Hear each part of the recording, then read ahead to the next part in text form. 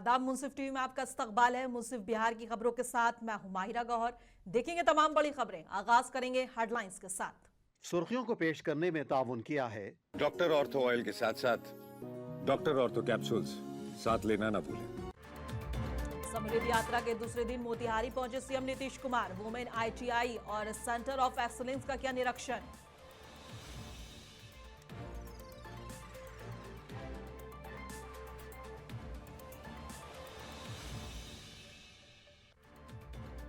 समीक्षा नहीं, आत्म मंथन जरूरी। तेजस्वी की बैठक पर लालू की बेटी रोहिणी आचार्य का तंज।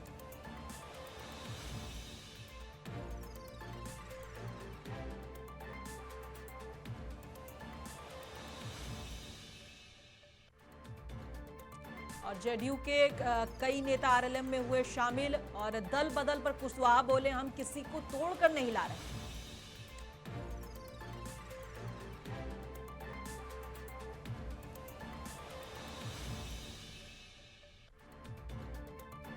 औरंगाबाद में चलती सीएनजी ऑटो में लगी आग से मचा हड़कंप। चालक और यात्रियों ने कूदकर बचाई जान।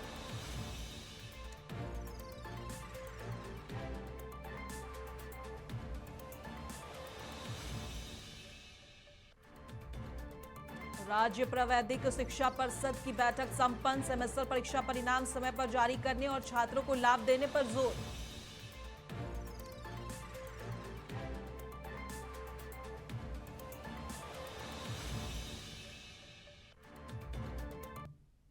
और आगाज करेंगे बिहार की बड़ी और अहम खबरों के साथ। सबसे पहले खबर नीतीश कुमार की। बता दें कि मुख्यमंत्री नीतीश कुमार की समृद्धि यात्रा का आज दूसरा दिन है और सीएम नीतीश कुमार अपनी यात्रा के दौरान मोतिहारी पहुंचे हैं। इस दौरान सीएम नीतीश ने कई विकास योजनाओं का उद्घाटन और शिलान्यास किया। इस दौरान उनके साथ उप मुख्यमंत्री विजय सिन्हा, सम्राट चौधरी और मंत्री विजय कुमार चौधरी भी मौजूद रहे। इसके बाद सीएम नीतीश ने अलग अलग स्टॉल का निरीक्षण किया। जीविका दीदियों के स्टॉल को देख सीएम नीतीश विशेष तौर पर काफी खुश हुए और सीएम ने मोतिहारी को करोड़ों के तोहफे दिए हैं। नीतीश कुमार ने अपनी समृद्धि यात्रा के क्रम में महिला औद्योगिक प्रशिक्षण संस्थान यानी कि वुमेन आईटीआई और सेंटर ऑफ एक्सीलेंस का निरीक्षण किया। इस दौरान उन्होंने संस्थान में उपलब्ध शैक्षणिक सुविधाओं और आधुनिक प्रशिक्षण व्यवस्था और चल रही विकास परियोजनाओं की विस्तृत समीक्षा की। जो शुरू में 23 में जो किया गया था 3,67,000, तो अभी तो 73,000 बंद है, अभी नहीं है, हो रहा है। अब तो जब होगा हम लोग कोशिश कर ही रहे हैं। तो कुल मिलाकर के जो पहले करा दिया हम लोगों ने 23 में 2,58,000, अब बाद में इसका आपको कह दिए 2,66,000 तो अब कुल मिलाकर के सरकारी शिक्षकों की संख्या हो गई है 5,24,000। अब जो बचे हुए हैं जो हम बता दिए हैं उसके लिए हम लोग फिर इलाज के लिए करने की कोशिश कर रहे हैं ताकि उसमें जितने भी होंगे सही तो उसमें आ जाएंगे इसमें। तो उसी तरह से अब सब तरह से काम किया गया है शिक्षा के क्षेत्र में। अब स्वास्थ्य सेवाओं में भी बहुत ज़्यादा सुधार किया गया है। पहले पुराना जो था, पहले वाले जो लोग थे हम लोगों के आने के पहले, तो उन लोगों की क्या स्थिति थी स्वास्थ्य सेवाओं में इलाज के लिए, तो प्रति माह मात्र 39 मरीज ही आते थे। अब एक दिन लोग इलाज के लिए जाता था तो 1 या 2 जाता था। ये बहुत खराब। जैसे ही हम लोग आए हम लोगों ने कहा कि भाई ये तो बड़ा खराब बात है, लोगों को इलाज के लिए जरूरी रहता है, काहे नहीं होता है, एकदम नहीं होता है। तो उसके लिए भी हम लोगों ने सब तरह से सारा का पूरा हम लोगों ने इन सब लोगों के लिए स्वास्थ्य के लिए काम किया है। और वर्ष 2006 से ही अस्पतालों में मुफ्त दवा और इलाज की पूरी व्यवस्था की गई। अब जान लीजिए, अब प्राथमिक स्वास्थ्य केंद्र में हर महीने औसतन 11,600 मरीज आते हैं। अब तो पहले तो ये सब तो हो ही रहा लोगों के फायदा, लेकिन पहले जितना देख लीजिए, पहले मात्र 6 मेडिकल कॉलेज थे, अब उसको भी हम लोगों ने बढ़ाया तो उसके लिए तो तुरंत हो गया है, 12 हो गया है। अब उसके अलावे और हर जिले के लिए और काम हो रहा, 27 वाला का काम हो रहा, 27 का।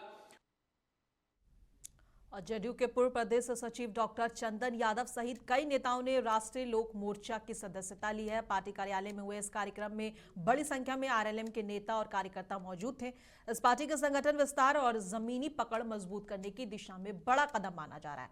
बता दें कि राष्ट्रीय लोक मोर्चा यानी कि आरएलएम के राष्ट्रीय अध्यक्ष और राज्यसभा सांसद उपेंद्र कुशवाहा ने पटना स्थित पार्टी कार्यालय में आयोजित एक प्रेस कॉन्फ्रेंस के दौरान दल बदल और राजनीतिक उठापटक पर बेबाक टिप्पणी की।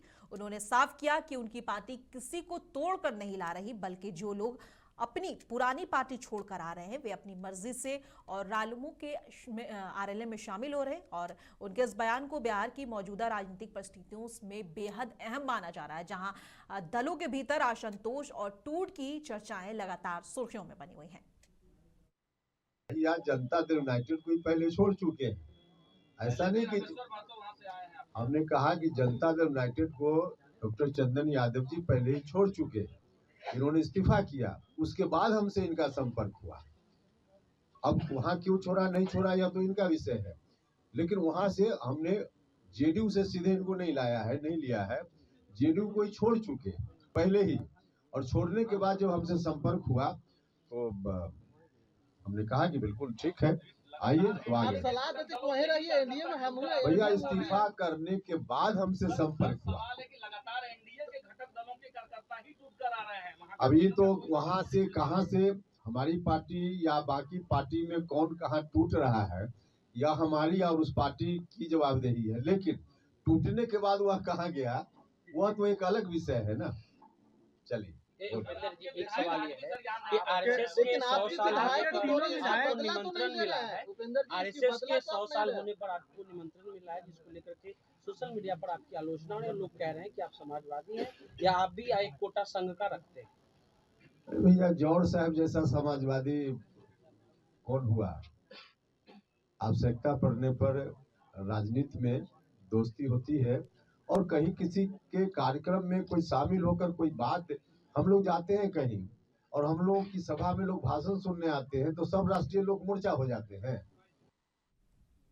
और बिहार चुनाव में हार के 2 महीने बाद राष्ट्रीय जनता दल की समीक्षा शुरू हो चुकी है। इसको लेकर तेजस्वी यादव के नेतृत्व में पार्टी के शीर्ष नेताओं की बैठक शुक्रवार को भी हुई, और इस बीच लालू परिवार के भीतर से उठे एक पोस्ट ने सियासी हलकों में हलचल मचा दी।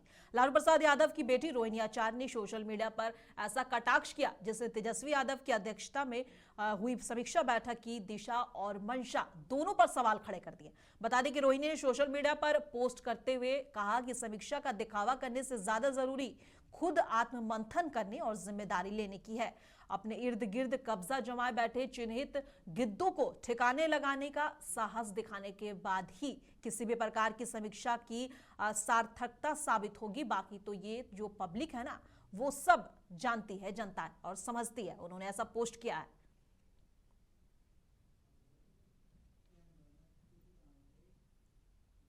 अब भोजपुर में पुलिस अधीक्षक की पहल पर कोइलवर थाना परिसर में जनता दरबार सभ्रमण कार्यक्रम सफलतापूर्वक आयोजित किया गया। इस कार्यक्रम का उद्देश्य आम लोगों की समस्याओं को सीधे सुनना और उनका त्वरित समाधान यानी कि तुरंत समाधान करना है। जनता दरबार में स्थानीय लोगों ने अपनी शिकायतें और सुझाव पुलिस अधिकारियों के सामने रखी। पुलिस ने उन्हें विधि सम्मत कार्रवाई की जानकारी दी और जल्द समाधान का आश्वासन भी दिया है। कार्यक्रम के दौरान थाना क्षेत्र का भ्रमण भी किया गया, जिसमें सुरक्षा और कानून व्यवस्था की समीक्षा की गई। पुलिस ने आम लोगों से सहयोग की अपील की है और भरोसा दिलाया कि भविष्य में ऐसे कार्यक्रम नियमित रूप से आयोजित किए जाएंगे। फरियादी आए हैं जिन्होंने कई सारे अपने केसेस में जो कारण से पेंडिंग है उसके बारे में बताया गया है। इस संबंध में तुरंत आईयू को और एसएचओ एसडीपीओ भी यहाँ थे और उनको निर्देशित किया गया है कि जल्द से जल्द केसेस का डिस्प्ले किया जाए। इसके साथ साथ ट्रैफिक से संबंधित बहुत सारे हम लोगों को सुझाव मिले हैं, उस पर भी हम लोग कार्य कर रहे हैं। और कई सारे और भी बिंदु प्राप्त हुए हैं कि कहाँ पर क्या समस्याएँ हैं, उसको लेकर के हम लोग विधिवत उसका नोट कर लिए और जल्द से जल्द उसके संबंध में निराकरण कराया जाए। ये कई सारे मामले जो कि ज़मीन संबंधी दखल कब्जा और इससे संबंधित था, उसमें विधिवत कार्रवाई के लिए जहां तक संभव हो पुलिस का जो रोल है ज़मीन संबंधी कार्य में, उसके तहत हम लोग कार्रवाई करेंगे। और कई सारों को जो शनिवार बैठक सीओ ऑफिस में होता है उसमें उपस्थित होने के लिए बुलाएंगे। और पटना स्थित बीजेपी प्रदेश कार्यालय में प्रेस कॉन्फ्रेंस के दौरान पटना साहिब सांसद रविशंकर प्रसाद ने पश्चिम बंगाल की ममता बनर्जी सरकार पर कड़ा हमला किया है। उन्होंने कहा है कि बंगाल में ईडी और अन्य जांच एजेंसियों को अपना काम करने से रोका जा रहा है, अधिकारियों पर हमले हो रहे हैं और कानून व्यवस्था चरमरा गई है। सांसद ने आरोप लगाया है कि राज्य सरकार राजनीतिक संरक्षण देकर जांच में बाधा डाल रही है। उन्होंने इसे संविधान और लोकतंत्र के खिलाफ बताया है और भरोसा दिलाया है कि केंद्र सरकार कानून के दायरे में रहकर जांच जारी रखेगी और दोषियों को बख्शा नहीं जाएगा। पटना के अपने पत्रकार मित्रों को एक स्मरण में दिलाना चाहूंगा, बहुत लोगों को जानकारी होगी कि चारा घोटाले में लालू जी के खिलाफ कार्रवाई में हम लोग सक्रिय थे तो सीबीआई को रोज गाली पड़ते थे, कुछ सारे लोग बाकी होता था, लेकिन कभी पटना के सीबीआई के दफ्तर में आरजेडी के लोगों ने हमला नहीं बोला। ये स्वीकारना पड़ेगा। बाद में सजा हो गई अलग बात है, उसकी चर्चा आज करने की जरूरत नहीं है, लेकिन ये पहली बार हुआ है कि एक सिटिंग चीफ मिनिस्टर एक भ्रष्टाचार के मामले में, मनी लॉन्ड्रिंग के मामले में, कोयला स्मगलिंग को लेकर ईडी जांच कर रही है और वहां जाकर जाए, जबरदस्ती रोके, फाइल छीन ले और बाकी डॉक्यूमेंट्स लेकर के आए। अब मधेपुरा की हिना खातून हत्याकांड में आरोपियों की गिरफ्तारी के बाद एएसपी परविंद्र भारती ने बयान पर अब विवाद खड़ा हो गया है। दरअसल प्रेस कॉन्फ्रेंस में एएसपी ने हत्या की वजह से हिना के घर बाहरी लोगों का आना जाना बताया था, जिससे पीड़ित परिवार और समाज में भारी नाराजगी है। लोगों का कहना है कि हिना एक विधवा महिला थी और पुलिस उनके चरित्र पर सवाल उठाकर मौत के बाद भी उन्हें बदनाम कर रही है। इससे उनके मासूम बच्चों का भविष्य खतरे में पड़ गया है। स्थानीय लोगों ने पुलिस के बयान की कड़ी निंदा की है और कोसी प्रमंडल के डीआईजी के पूरे मामले में निष्पक्ष जांच की मांग की। वहीं बिहार राज्य अल्पसंख्यक आयोग ने भी पुलिस की भूमिका पर सवाल उठाते हुए उच्च स्तरीय जांच की मांग की है। फिलहाल पुलिस की बयान से इलाके में आक्रोश का माहौल है और लोगों ने चेतावनी दी है कि अगर इंसाफ नहीं मिला तो वे सड़क पर उतरकर आंदोलन करेंगे। हत्या का कारण अभी आपसी जो वहाँ पर जो है लोकल इश्यूज कुछ था और महिला की वीटो थी, बहुत लोग उसके आना जाना करते थे, उसी में लोग आपसी राइवलरी में महिला के साथ घटना किया। उसके यहाँ बाहरी लोगों का आना जाना था, इस पे क्या कहना? ये बुनियाद है, ऐसा कुछ नहीं है। हम लोग गांव समाज का रहने वाले सब देखते, कब हम लोग तो कभी नहीं देखे। पुलिस वाला कहाँ से देख लिया, आप तो वही बतावे। ठीक ना, आप देखे? नहीं, कभी नहीं, कभी नहीं देखे। नहीं देखे कभी नहीं देखे। इतने लोग जो यहाँ पे खड़े हैं, कोई देखे हैं क्या? हाँ, क्या बोला? गलत बोल रहा है, सब गलत बोल रहा है। आप पुलिस की बात को झूठा साबित, एकदम झूठा साबित करते हैं। अभी तक कोई रिपोर्ट नहीं मिला है कि कैसे मारा, क्या हुआ, नहीं हुआ, अभी तक कोई रिपोर्ट नहीं मिला है। सीबीआई को भेजा जाए और पूरा इसका छानबीन होना चाहिए और जो निर्दोष को फंसाता है वो गलत है। निर्दोष जो किया कोई और फंसाता है किसी और को, क्या कारण? पैसे के लालच में वो कुछ भी कर सकता है। अभी तक कोई रिपोर्ट नहीं दिया गया है। आप पुलिस के बयान को किस एंगल से लेते हैं? पुलिस का बयान बेबुनियाद है, वो गलत बोल रहा है। आप लोगों ने कभी नहीं देखा? अगर उस औरत के आश्रय पे वो जो है आवाज उठा रहा तो गलत है, और उसमें घर का लड़का को नहीं होने देंगे, नहीं होता है। घर का लड़का को खुद फंसा दिया गया है। अब बिहार सरकार में मंत्री और जेडीयू नेता जमा खान ने तेजस्वी यादव के नेतृत्व में पार्टी के शीर्ष नेताओं की बैठक पर अपनी प्रतिक्रिया दी। साथ ही रोहिणी आचार्य के तेजस्वी पर तंज को लेकर भी बयान दिया है। वहीं ए.आर. रहमान के हालिया बयान की मुस्लिम होने की वजह से काम मिलने में भेदभाव होता है, इसको लेकर भी अपनी बात रखी।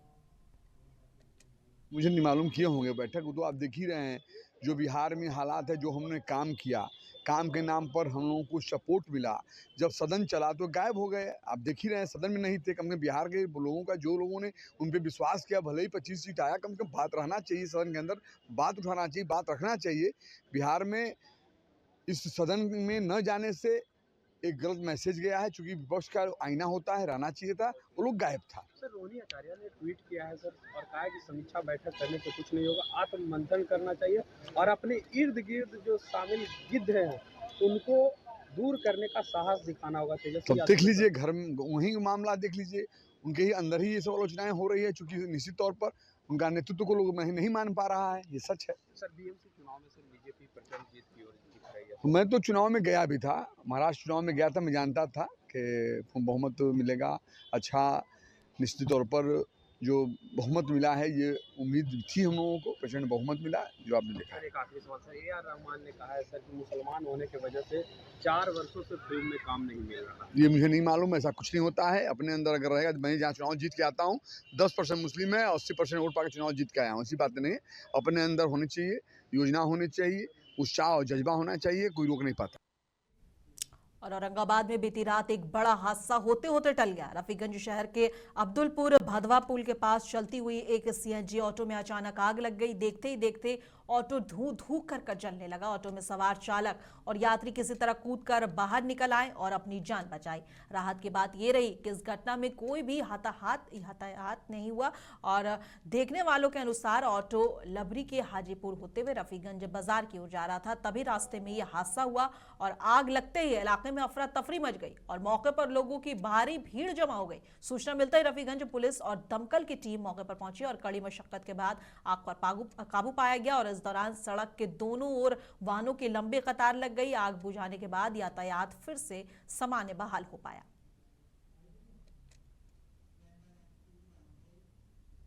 किशनगंज के कृषि उत्पादन बाजार समिति परिसर में आज 10,000 मीट्रिक टन क्षमता वाले नए CMR गोदाम का उद्घाटन किया गया। जिला पदाधिकारी विशाल राज ने फीता काटकर गोदाम का विधिवत उद्घाटन किया। ये गोदाम राज्य खाद्य निगम के अंतर्गत बनाया गया है, जिससे चावल की सुरक्षित भंडारण और वितरण में अब तेजी आएगी। डीएम विशाल राज ने बताया कि पहले गोदाम की कमी के कारण चावल रखने में काफी दिक्कत होती थी, लेकिन नए गोदाम से ये समस्या अब खत्म हो जाएगी। उन्होंने पैक्स अध्यक्ष को भरोसा दिलाया कि जरूरत पड़ने पर धान अधिप्राप्ति का लक्ष्य बढ़ाया जा सकता है। इस मौके पर पैक्स अध्यक्ष मोहम्मद रियाज उद्दीन ने कहा है कि इस साल धान खरीद का लक्ष्य पिछले साल से कम रखा गया है। वहीं मिल संचालकों ने समय पर FR को नहीं मिलने से चावल उठाव में परेशानी की बात कही। इस पर अधिकारियों ने बताया कि FR को की जांच प्रक्रिया चल रही है और जल्द ही व्यवस्था पूरी तरह सामान्य हो जाएगी। CMR गोदाम का आज यहाँ पर स्टार्ट हुआ है, CMR गिरना यहाँ पर, और हम लोगों को प्रोक्योरमेंट हम लोग ऑलरेडी किशनगंज जिला में 53% से ज़्यादा का प्रोक्योरमेंट हो गया है जो टारगेट है।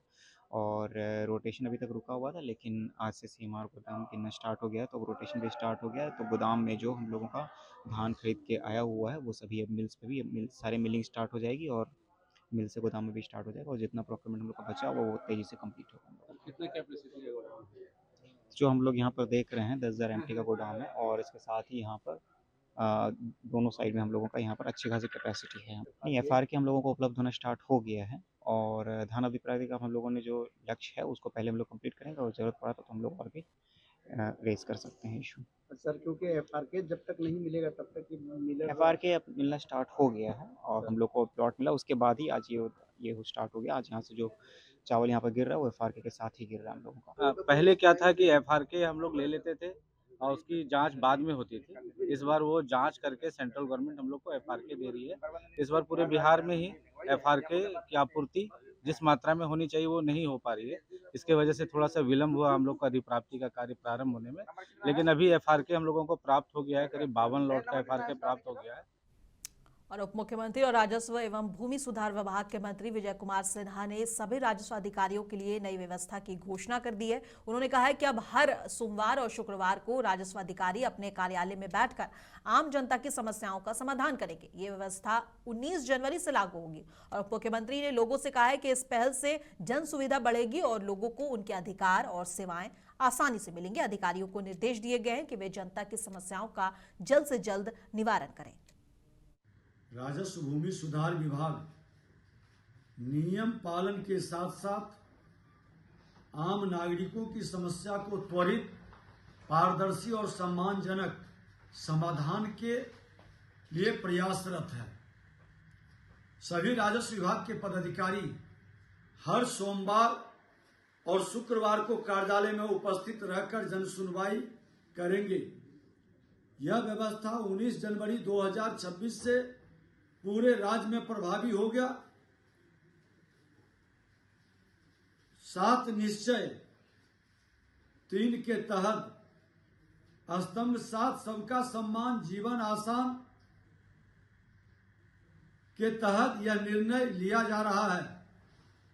नागरिकों की शिकायत का डिजिटल संधारण अनिवार्य जिसमें निगरानी और त्वरित समाधान सुनिश्चित होगा।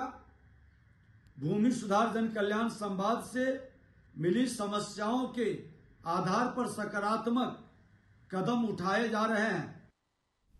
और पटना में बामेंती सभागार के प्रधानमंत्री कृषि सिंचाई योजना 2.0 के तहत बिहार वाटर सेड महोत्सव 2026 का आयोजन किया गया। कार्यक्रम की अध्यक्षता प्रधान सचिव नर्मदेश्वर लाल ने की, जबकि कृषि मंत्री रामकृपाल यादव मुख्य अतिथि रहे। कृषि मंत्री रामकृपाल यादव ने कहा है कि जल संरक्षण बेहद जरूरी है। अगर समय रहते पानी नहीं बचाया गया तो भविष्य में इसका खामियाजा भुगतना होगा। उन्होंने बताया कि कई जिलों में सूखे जैसी स्थिति बन रही है, इसलिए बारिश और जल संचयन और सिंचाई सुविधाओं को बढ़ावा देना बहुत जरूरी हो गया है। मंत्री ने कहा है कि प्रधानमंत्री कृषि सिंचाई योजना और वाटर सेड डेवलपमेंट 2.0 के माध्यम से खेतों तक पानी पहुंचाने और भूजल स्तर सुधारने का काम लगातार जारी है। कार्यक्रम में अधिकारियों और किसानों को जल संरक्षण और प्रबंधन के प्रति जागरूक किया गया।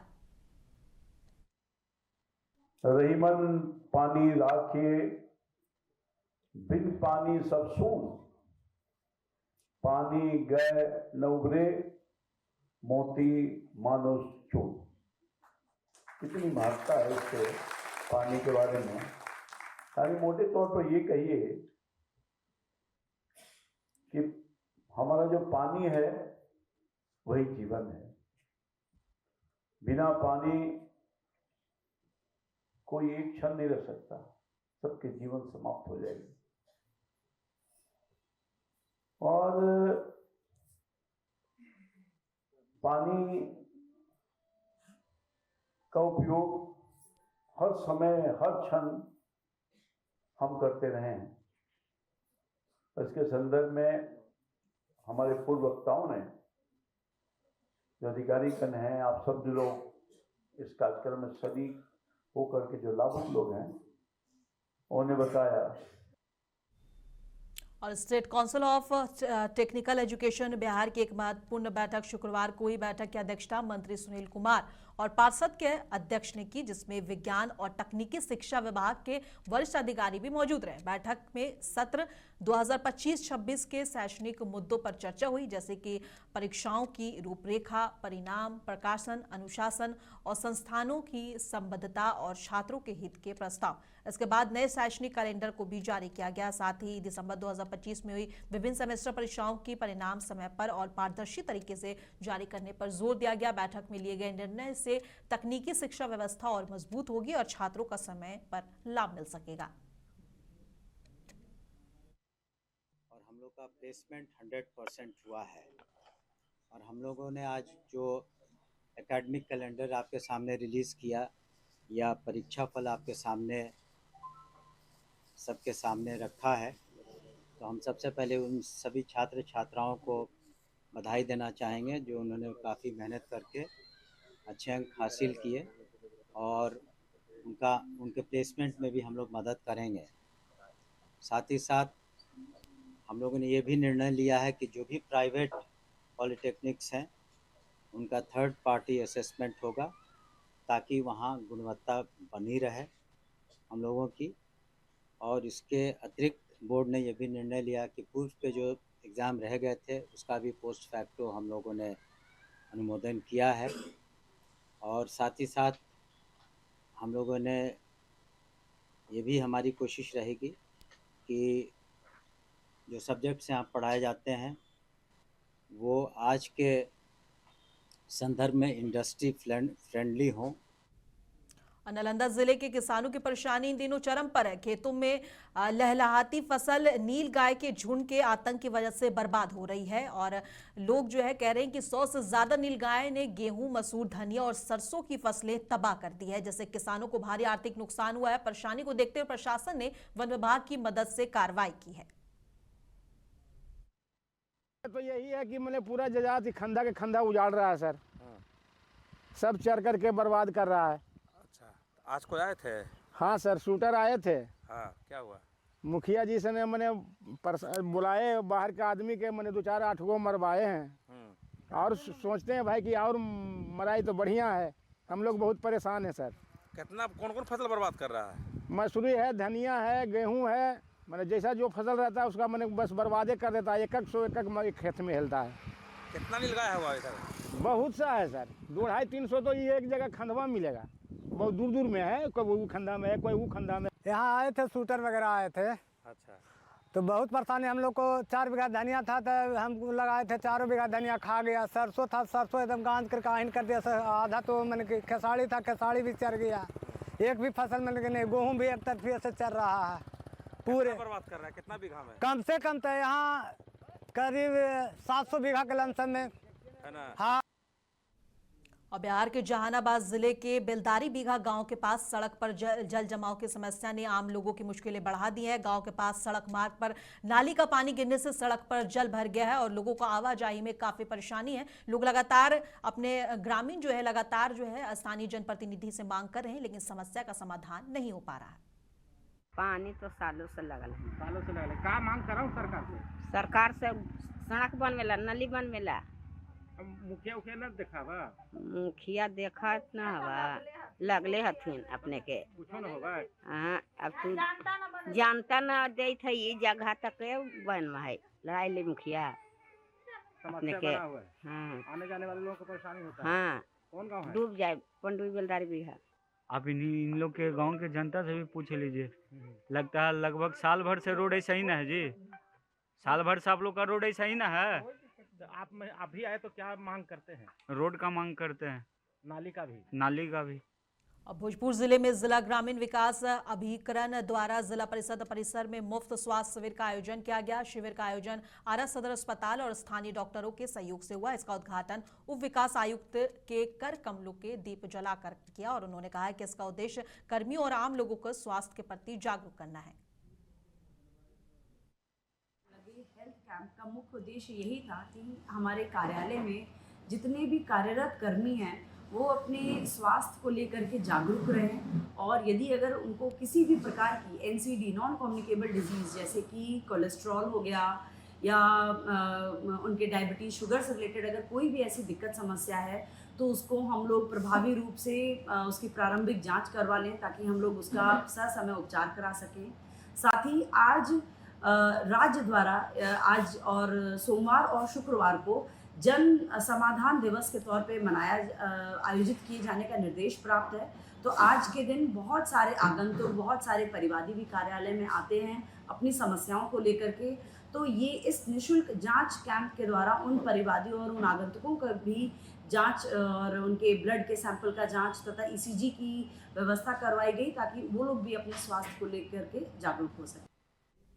और जिला कृषि भवन के प्रांगण में 2 दिवसीय किसान मेला सह कृषि यंत्रीकरण मेले का भव्य उद्घाटन हुआ। जिलाधिकारी तनय सुल्तानिया ने दीप जलाकर मेले की शुरुआत की। मेले में किसानों के लिए आधुनिक कृषि यंत्रों और तकनीकों की प्रदर्शनी लगाई गई जिनमें उन्हें खेती में मदद मिलेगी।